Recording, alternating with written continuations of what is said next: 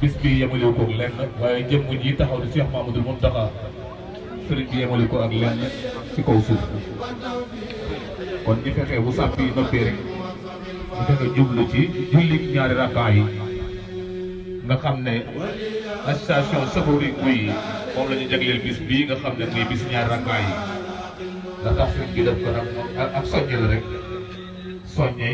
ndongo yi nga xam ne ñoo nekk ci biir kon bismillah bu sàpp yi yeggee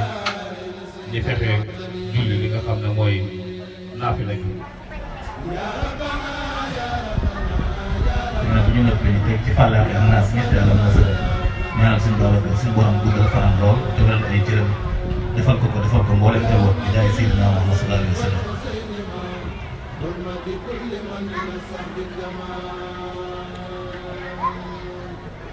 وحرمة البنين والبنات وحرمة الله مع السجاد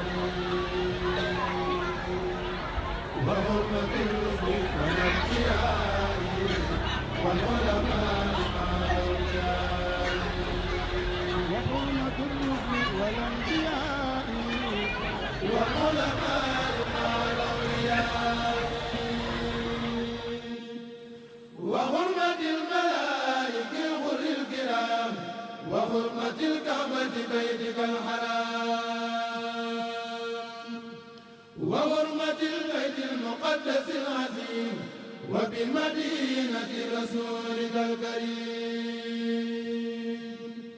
وبيتك المعمور يا ربي وما يزوره من ملك فوق السماء وجاء كل ذي هدى من صالح أو مرشد أو عابد أو ناصح وجاء كل من إليك ينسب لا إله إلا الله لا إله إلا الله لا إله إلا الله لا إله إلا الله لا إله إلا الله لا